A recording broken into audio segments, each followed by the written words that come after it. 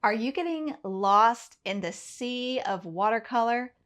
Literally, maybe you're getting lost in your paintings, or maybe you just feel lost because you feel overwhelmed with the task at hand, which if you want to paint loose, dreamy, yet realistic animals, I think a lot of beginners and a lot of artists who are new to watercolor feel overwhelmed by capturing a likeness, capturing an animal, much less a realistic looking animal. So that is why I've been developing my SAVOUR acronym, and it's with you in mind to help simplify the process of painting loose yet realistic, dreamy animals and not have it so overwhelming. So last week I introduced this series with S in SAVOUR, which is for sketch. So be sure to check out last week's video where I gave you 5 tips on how to draw more accurately and more effectively. And I gave you some really good tips to really get a good, accurate line drawing, because if you don't have that, you're not going to get a realistic looking painting. In today's video, I'm going to let Rachel from a couple weeks ago, when I batch marathon recorded this whole series, which will be about 6 videos about my new acronym. In today's video, we're going to talk about anchors, and they should help you a lot when it comes to getting lost and not knowing where to go next. So I'll let Rachel from a couple weeks ago explain. Here we go. Hi everyone, welcome back to Rachel's Studio, and welcome back to my series of the new acronym that I'm developing to make animals much less intimidating to paint, my SAVOUR acronym. But first, let me introduce myself for those of you who are new here, and be sure to check out my playlist and stay tuned for the rest of a more in-depth exploration of each letter of my new acronym. But first, my name is Rachel Parker Varner. I like to teach not just the how but the why of watercolor, so you move along your painting journey a lot faster. And I feel like I'm onto something, because the first painting that I created with this SAVOUR acronym in mind is this one. And let's take a look at some of my students' work. I'm so proud of them. They are looking so good. And I think it's really resonating with my students. And I've gotten some feedback that this is my best tutorial yet of this cat that I created while I was thinking about this SAVOUR acronym. And I've developed the acronym even more since I painted this. So as of now, the SAVOUR acronym is a work in progress. At the end of this video, I'll talk about my paid online options, but for now, let's talk about anchors. What are anchors? And the anchors are things that have to be in the exact right spot, in the right proportion, in the right size, in relation to the other aspects of the painting. And so, for example, the anchors in this painting, and it might be different a little bit in each painting, are the main components that must be accurate for this to look like a cat. Okay, so one thing would be the nostrils. That's an anchor.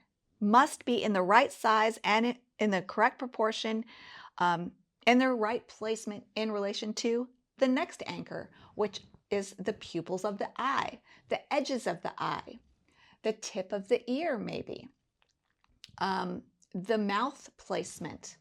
If those anchors aren't correct, then your painting of your animal is going to look wonky. Same is true when you're doing portraits or other living things that have to have a likeness. But for the anchors, what I do when I'm actually drawing my line drawing, I use a number 2 pencil, because if you use a softer art pencil, it can get dusty and make a mess on your painting. But when I'm drawing in my anchors, even with my pencil, I'll get them really dark. I'll get the nostril, like the upper edge of each nostril, really dark. So when I paint 1 or 2 layers over that anchor area, I can still see it. All right, so that's tip number 1 with your anchors, is get your sketch correct. Tip number 1. Tip number 2, get your anchors dark enough that you won't lose them. You can still see them even if they have 1 or 2 layers of paint over them. Get them dark enough. 3 is paint in your anchors a little bit earlier than everything else. Now in this painting process, I painted some of the underpainting first, and that's fine. I could still see my pencil drawings because when you start a painting, you start with your lightest lights. Usually that's in watercolor, that's the underpainting. Like in a painting like a dark animal like this, it might be smart to paint your anchors in the first or second layer. Usually anchors are small pieces parts, so almost always you paint them dark on dry paper. Okay, so that's tip number 3. Paint your anchors on using a smaller brush with darker paint, and you're using a smaller brush with darker paint, and you're painting it in the first or second layer, so that as the painting develops, you didn't lose those anchors. Tip number 4 is let your anchors dry completely before you continue on with the rest of the painting. Why is that? In watercolor, what happens is really cool. You paint a layer, and when you let it dry, it's like you can think of it in terms of letting the paint set. So if you paint a layer of paint, let it set, as in dry completely, bone dry. You want to let it dry completely. That sets the paint into your paper. It's bone dry. And then if you paint over that, it will not move. It might soften up a little bit, which is nice. In fact, let's look at a little clip of what happens when you paint over bone dry paint. Let's take a look. Here we go. Okay, just for dramatic sake, I took this bone dry painting and ran it under my sink, and I was just doing that to show you can do that. And how crazy is that? And I took it back to my desk and I proceeded to paint a glaze over my bone dry paper. And look how it does not move. So now what you see me doing is an underpainting. And just FYI, this cat was beautifully lit. So on the left side of the picture, he was being hit by warm sunlight. So on the right side, this cat is cool. So I'm putting in a blue and purple underpainting, and I'll let that dry, and I'll paint another layer over that. My main point for showing you this footage is to show you how you can paint the anchors, and then you can paint colors directly over that. If you let your anchors set and be bone dry, they will not move. They might soften some, and we'll get to that, but they won't move. You'll still be able to see them, and they will serve as a ballast as the painting unfolds, so you don't get lost in the painting as your painting unfolds and you can't see those pencil lines anymore. You will be able to see your anchors. Tip number 5 with anchors is often they are the darkest elements, like the pupils, the nostrils, the dark part of the mouth. What you might find as you paint over those areas is they get softened, they get lightened, and you need them to be bold and dark. Like pupils are usually the darkest part of the whole painting in relation to the rest of the values of the painting. So you might need to go towards the end of the painting process, and I teach these techniques in the ugly stage, the pulling your painting together stage, which we'll talk about in the video when we get to that, the U in SAVOUR. Sometimes they lose their darkness and their sharpness because they were painted over, they were softened. So you can go back in and repaint over them with, in the pupils, I almost always paint pupils with more than one layer to get them nice and dark and sharp. Same with the nostrils, same with usually the mouth. And depending on the position of the animal, the kind of animal, etc., some animals have different anchors than others. So you have to decide as an artist what you're going to use to anchor your painting. But usually it's the eyes and the nose and the mouth. All right, thank you so much for joining me for the A in SAVOUR. And next week we will do the V, which the V is so important, y'all. It's probably the most important, next to the drawing, which we've already covered, the most important thing to remember to have a successful painting. So I can't wait to share that with you. And now I'm going to let Rachel from a few days ago tell you about my online paid offerings. And I will see you in the next session about SAVOUR. But the last thing I want to tell you about is my art cruise. I'm doing an art cruise to Alaska in 2027, summer of 2027, we're cruising to Alaska. So if you are interested in more information, I will put a link below to more information. It's already 2/3 full, and this ship fills up fast. So if you want a spot, be sure to book sooner rather than later if you think you want to come, because I'm going to teach.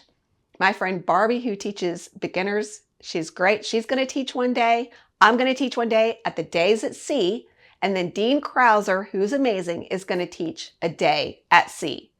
And then the rest of the time, you're free to go do the excursions in Alaska and enjoy the amazing food, and enjoy this amazing ship. Celebrity Edge is a newer ship, and it's beautiful. It gets great reviews.